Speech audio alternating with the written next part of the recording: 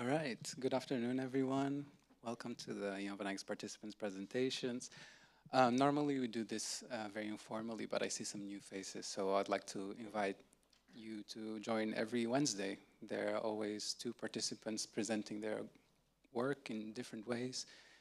This afternoon we have two presentations, starting with Liang-Kai here in the auditorium, and then followed by the presentation of Rafael Kouto that will take place in one of the gardens. So I'll take you there afterwards. So everyone grab a seat and give the floor to Liang-Kai.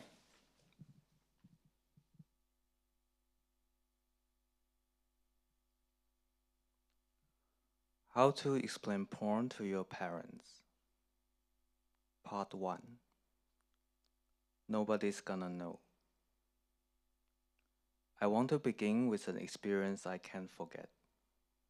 This is not an exact description, but a fragmented memory of viewing an artwork. It was last year in 2024 in an art space in Prague. I watched a video by Polish artist Karol Radziszewski. It was called Nobody's Gonna Know. Two black and white photos of beautiful naked young men were overlapping. Two hands handle these photos. The boy at the front stretches his hands to show his whole frontal. The boy at the back, whose hands was cut out. The hand twitched the boy's hand as if it would touch the front boy's body. Then the hand switches a hyper-muscular bodybuilder, posing his back muscle, putting it into the arm of the back boy, as if being embraced by him. Meanwhile, a voice reads a love letter. A Czech man, writing in the 1970s. He says, "You seem to be a very sensitive man, which is an exception." He lived not far from Prague and wrote to thousands of men. In this letter, and many others, he shared his frustration in finding love, while carefully, respectfully, never expecting affection, or even a reply in return. Hi everyone, I'm Liang-Kai. Thank you for introducing me. I'm a researcher, curator, co-organizer of Limestone Books, it's a song. It's an artist-run bookstore. You can find in Maastricht.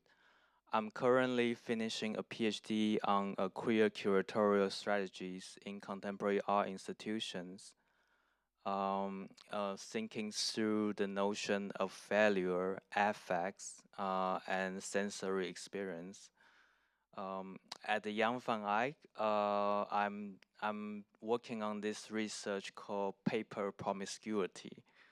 It's about queer printing matters, artist books, zines, pornographic materials, and the kind of desires that live not just in the content, but also on the paper itself.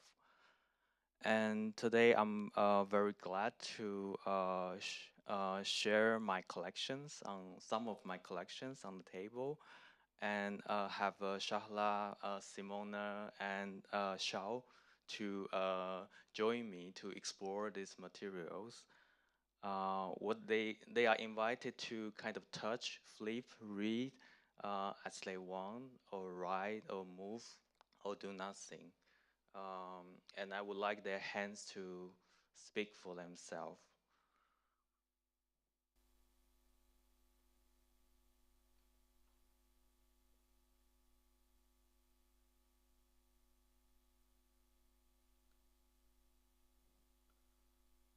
Part 2.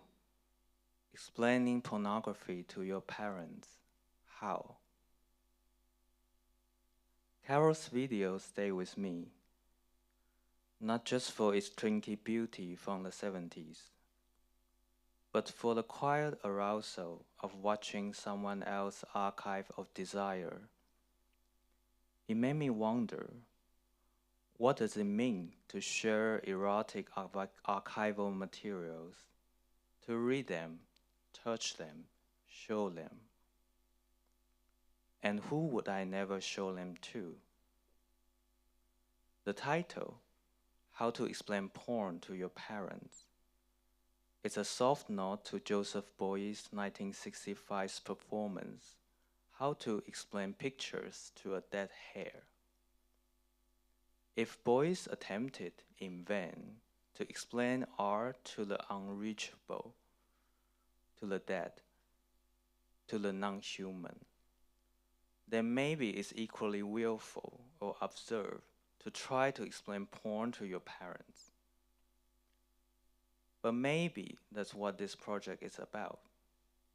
A slightly doomed act of explanation, full of desire and misrecognition.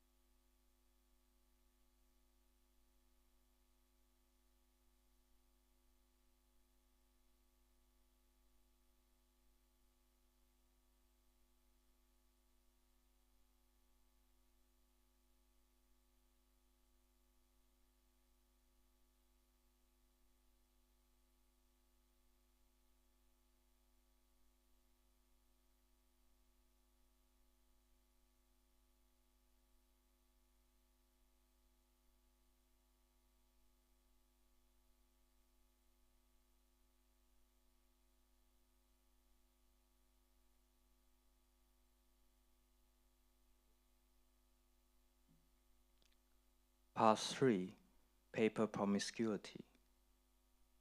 I started collecting queer printing matters around 2018. Artist books, zines, porn, ephemera.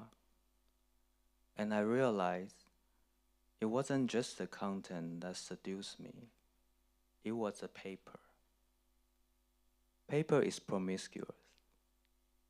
It flirts, it lures the eye with candy-colored covers, tempts the finger with texture, carries the scent of wood, plastic, or rubber, and rustles with that crisp, dirty sound when you flip through it.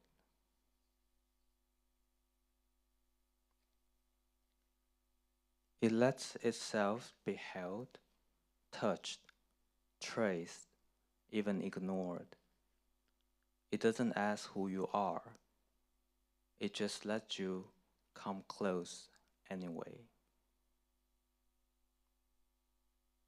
Promiscuity, a word used to shame gay men, women, anyone who refused the security of a single partner. In 1987, art historian Douglas Crimp wrote a defense of promiscuity during the AIDS crisis.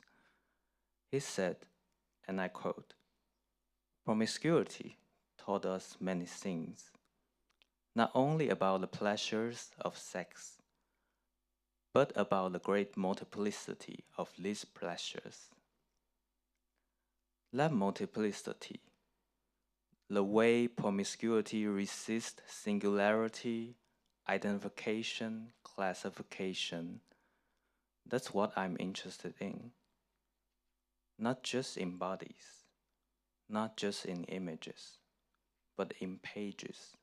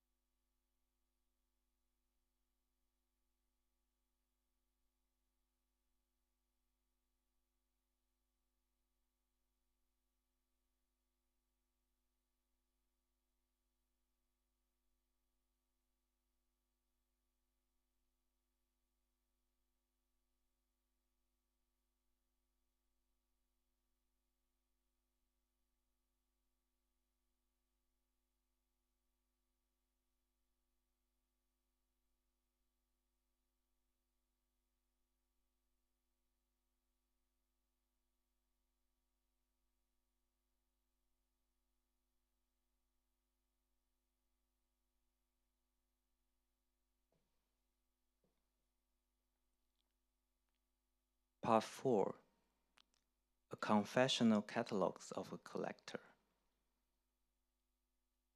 What drives someone to collect books and prints?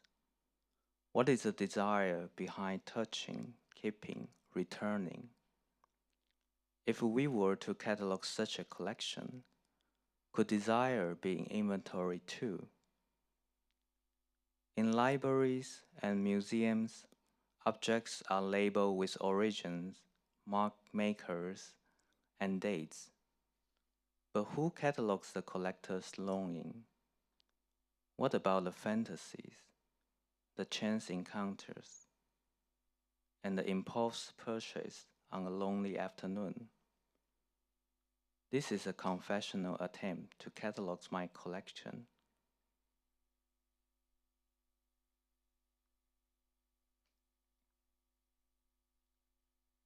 In Taipei, I find one of my favorite places for queer zine, Manga 6, a shop that shelves alternative manga, graphic design, and self-published zines. It holds more politics of gender embodies than any polished art bookstore I know.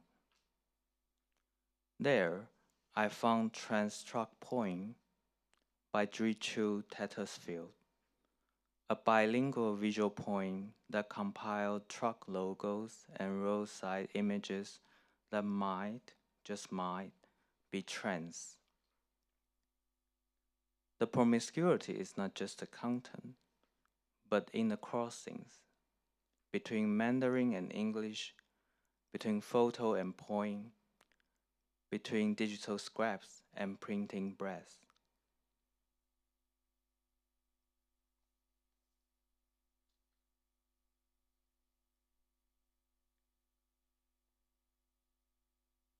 In Cologne, in the gay sex store, I found a DVD, No Skin Off My Ass by Bruce LaBruce.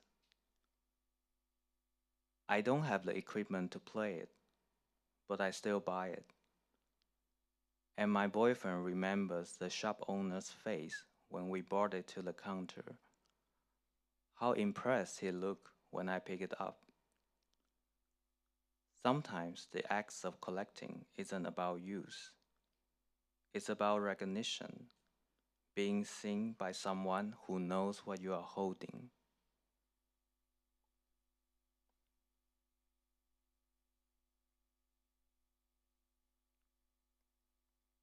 In Maastricht, through limestone books, I acquired catalogs, an artist book by Luo Zhixing. He assembles industrial materials into sculptural lists, buckets, silicone sealant, shower curtains, rain boots. On page 5 and 6, there are mirrors, shattered into reflection, with fragments of bodies, and a small sticker that says, "Clever Dick."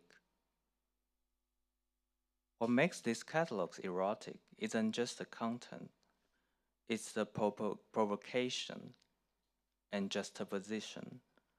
The way these bodies and things lean toward each other, uncomfortably close, but never touching.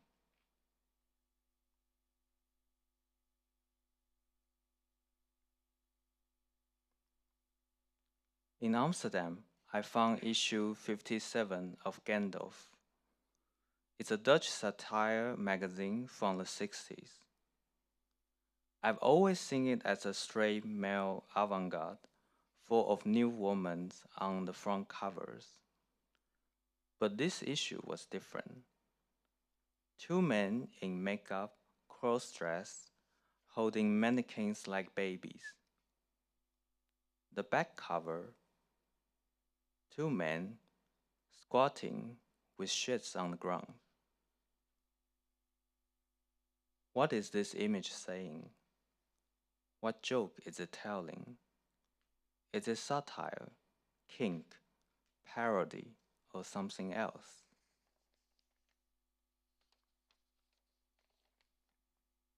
I still don't know. But that uncertainty, the unreadable gesture, might be where promiscuity lives.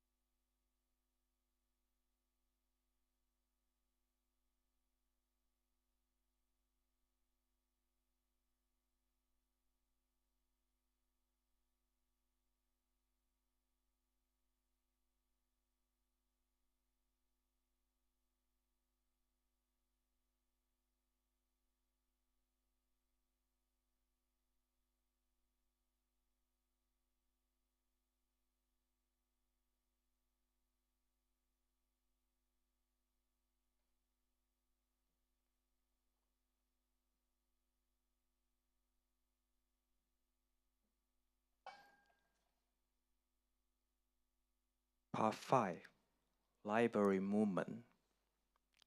Recently, banning books has become the new obsession for American populist groups like Moms for Liberty.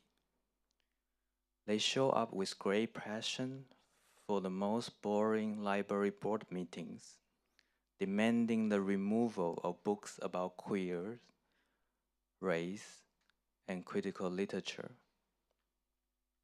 This reminds me of another purge, when the German Nazi burned the library of Magnus Hirschfeld in 1933.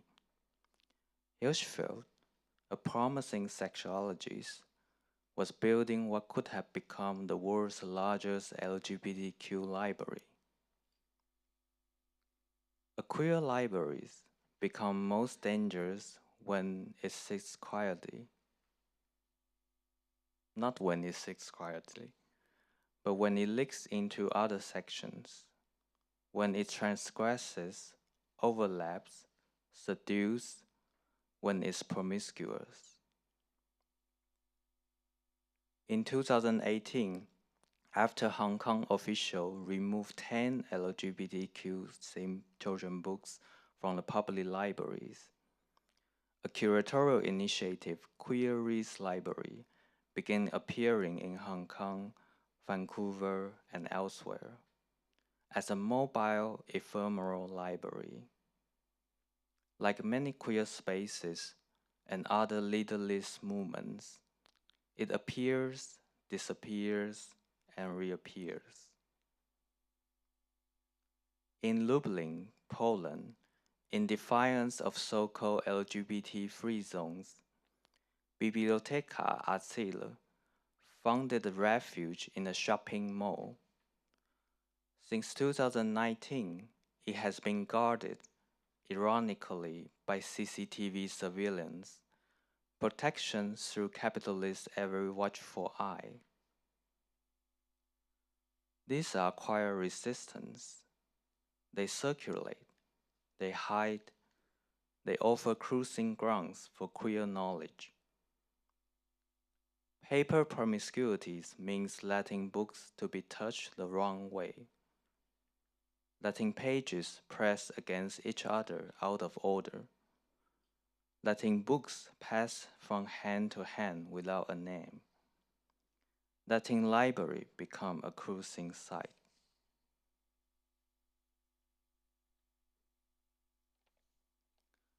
I still don't know how to explain porn to my parents,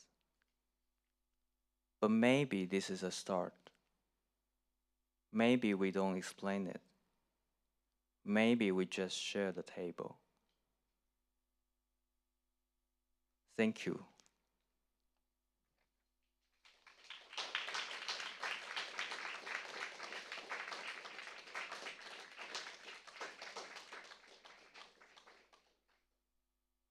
Thank you very much. So now, if you, I don't know if you have anything would like to discuss, or I will also invite you to check the collections on the table. Yeah. I have a mic here waiting for those who want to ask questions.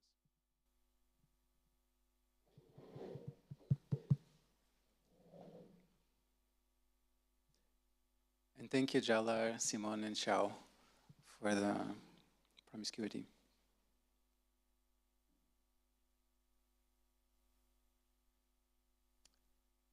Liang-Kai,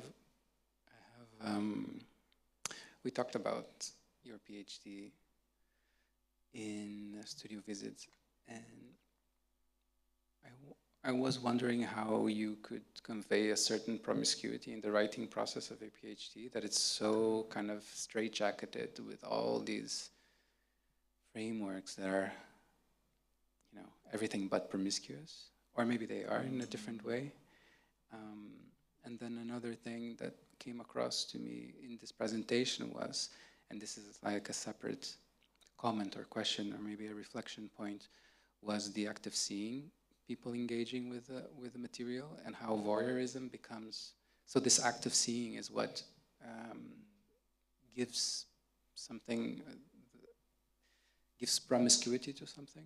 Or can it be promiscuous without kind of transpassing this barrier with the other, if it's just between yourself and the books and the paper?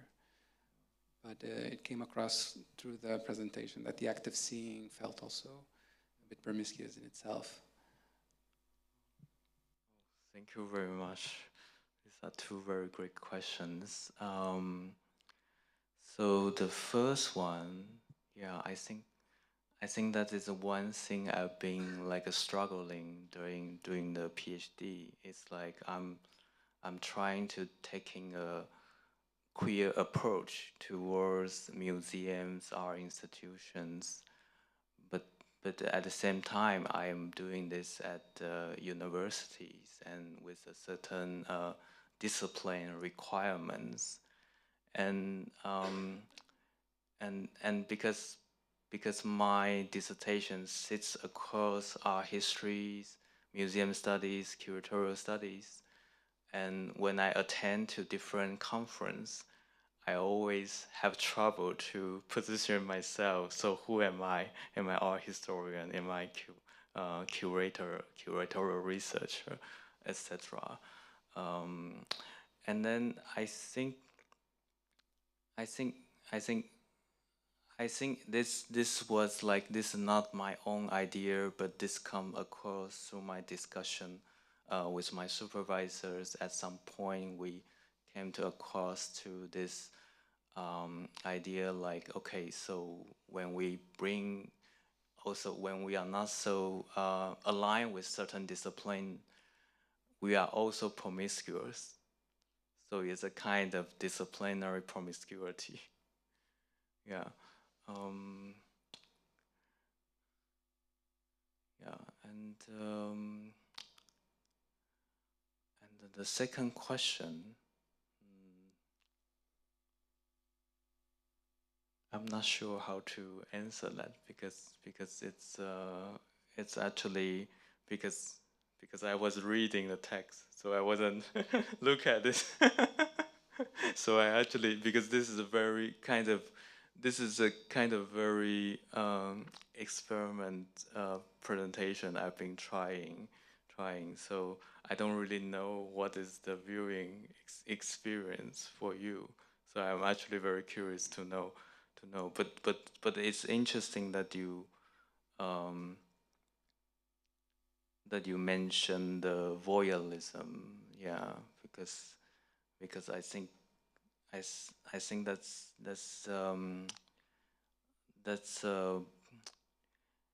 I think first that's something very present in our histories. I think there was this art historian saying like the reason he studied art history was because he can sit in a library and read naked bodies without being ashamed. Like he has a legit reason to do that. Um,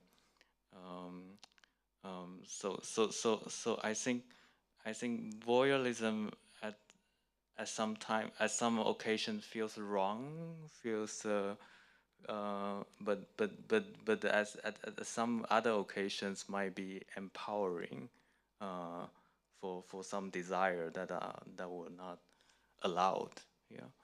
Yeah, I don't know if this respond. Thank you. I think on the same note of like what you can see and what you can't see, or the voyeurism aspect, I think what would be interesting is also to see how promiscuity plays in what you allow us to see. So like with this idea of voyeurism, there's like peeping Tom, or like looking through holes, looking through things like that. So it's this idea of obstructing our gaze. And then also you mentioned these books that are being banned. So maybe it's also about redacting text, redacting things, and then letting us, like, allowing us to guide ourselves through what is allowed and what isn't allowed. And the same thing with like firewalls, preventing porn sites. And I think there's so much you're already exploring, but it's really exciting in that sense. Thank you.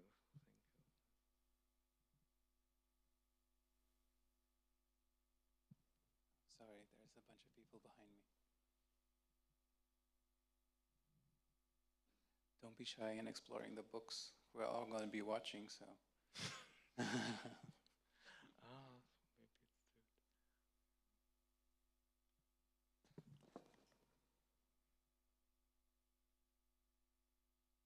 We're so punctual today. It's like 30 minutes to the second. There are no more questions or comments or feedback. We can all give a round of applause to Liang-Kai.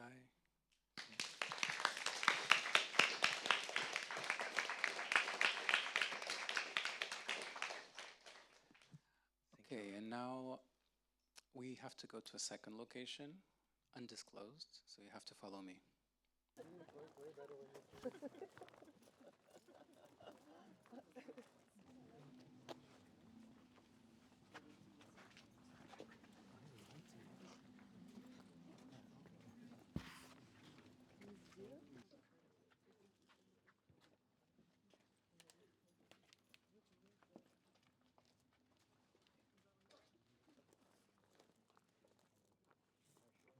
So welcome to the display of the work in progress of my current research. And this project is part of the Fashion and Textile Material Fellowship as part of the Future Material Bank. And the idea of the presentation is to give you an insight on the research and the material experiment through a discursive manual activity that we will start afterwards. And the idea is to create a sort of container or cover for our talismans with the use of some packaging materials that have been collected in the last month. And the aim is to reflect on on how and if a similar magical and spiritual approach can be applied to the conception and design of textiles and garments. And at the same time, the aim is to celebrate together the unique blend between craft, spirituality, textile, and upcycling. Altars are the main focus on my current research, as you can see here, and also on the pictures on the ground. And the altars that I'm researching about, they're shaped in the form of portable symbols on the move between cultures and continents, following the transatlantic trade from West Africa, Brazil, Central America to the United States. A powerful mix between craft and spirituality made of textiles that can take different shapes as flags, cloth, to dress human, living and non-living as coffin, and non-human as trees, crosses, sculptures, or to cover talisman. Apart from the textiles, they're also made with discarded used objects as bottle, plates, broom, mirrors, wheels, wires, vehicles, but also natural materials as trees, stones, and clay. Here you can see a selection of the images that are guiding me towards the process, and what these images are documenting are actually the different uses of the altars, the composition, and also the materials. The idea is kind of like a travel. So starting from West Africa, for example, from Togo, and really like displaying how the altars made with textiles are used in different locations. And also, as I mentioned before, how the discarded objects, used materials, are also used to create some sort of altars. In this case, they're made with plates. Here you can see, and the travel kind of continues to the United States. You see like some bottle trees, and also like forward, like how the textile, kind of magical textile, are used to cover, to wrap some magical objects. And at the same time, here you can see also a picture how the textiles are also used as a coffin, kind of to cover some dead bodies. And the most interesting element is to understand how the altars are activated and deactivated within their composition and through the influence of light, sound, vibration, movement, food, liquids, animal sacrifices, natural forces, for example, the wind, and especially also through the body.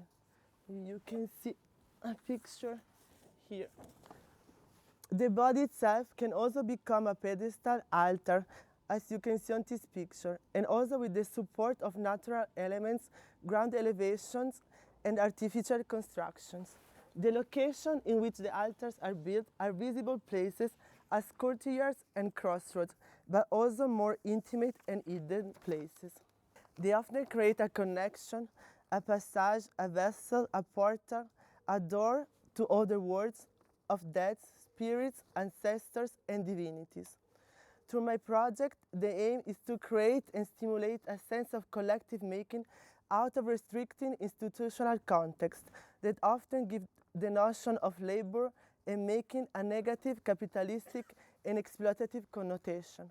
As you can see here, there are many prints. They're all portraying your Vike that kindly joined this project. And the idea is really like to kind of portray or kind of visualize my own idea of altars. So I use different elements as textile, leather, bronze, and electronic components of the computers. They're also part of the installation, so they're the same objects that is wearing, they're also hanging as part of the installation.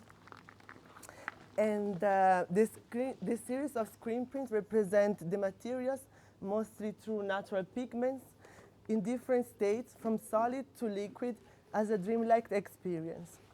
By quoting Robin D.G. Kelley in the book Freedom Dreams describe the power of imagination as a tool for individual and collective liberation.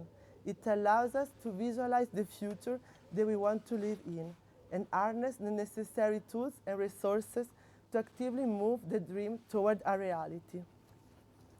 For instance, you can see some of the prints are made with the indigo. This is originally a root, and it can transform into a powder, into a chalk, into liquid, but also into a paste. So I really wanted to display all the different materialities or the different composition that this material or the materials I'm using can actually acquire. And all the elements that I'm using for the prints have a totemic and sculptural dimension by revealing the hierarchies of the different layers and processes, from dyeing, spray painting, drawing with chalk to screen printing. Traces of a spiritual and material dimension leaving marks behind, exploring the materiality of the object not as finished product, but as something constantly changing through time. In fact, I consider this evening gathering as an activation moment from which the flags will stay here and hopefully change with the sun, rain, and wind. As a gathering, I see you as my guest and at the same time as activators of the process. So I invite you to take part of this kind of discursive manual activity. And I see it more as a moment to reflect, to analyze, but also to deconstruct, also to express doubts, some curiosities about what you see, but also about what you don't see. And the idea is to take the next minutes to make, to draw, to write about the shape of a magic container of objects that you want to carry with you. The important aspect of the activity is not to reveal the content, because by revealing the content we decrease its power. A talisman can take different shapes. It can be a text, a beloved person, a yet unknown person, a location, an object, or our own bodies. What's the best way to wrap and preserve its power?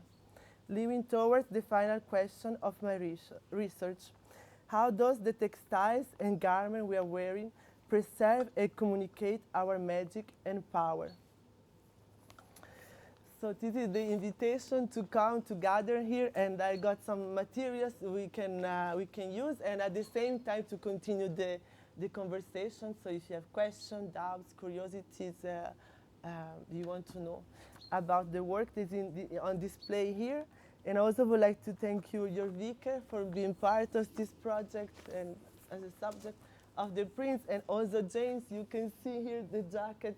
It's like the idea is really to have something that can change. So the print is actually on the lining of the jacket. So James has been wearing for the last few days and see how it reacts, how it kind of changed the color. I also would like to thank you, Miriam and Alessandro, for your support, Margaret, Romy, and Anne, for your support and availability, Anke. And Dylan is not here, but I would also like to thank you and all the Young Fanac team and Bruno. So yeah, the idea is to gather together and reflect about how we want to preserve, to wrap, to cover our talismans. Like traditionally, but he's like thinking of it as packaging. So maybe Yeah, yes, I can take that off.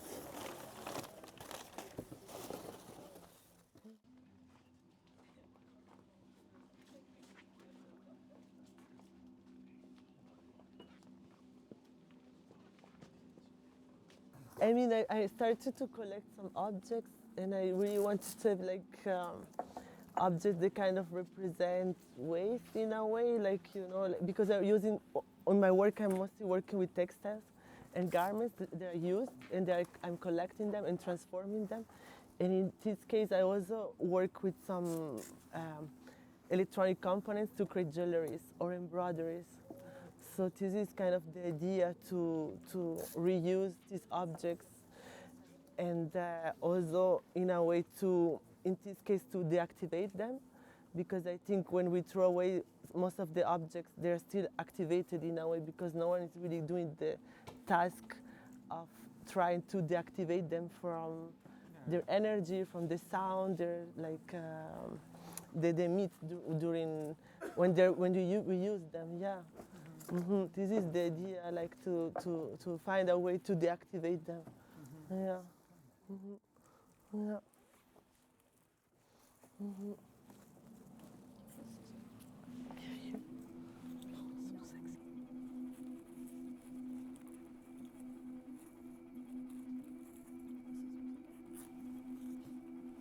It's true.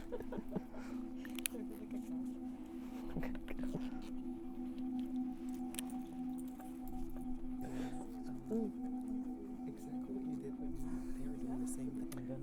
Structure, because now I do the first two, right, like together, and then you do the next two together, and after. I think since few years, no, like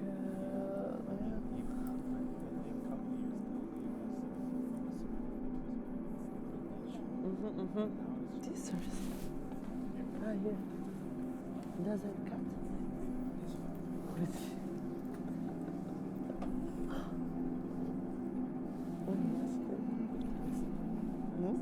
Sorry,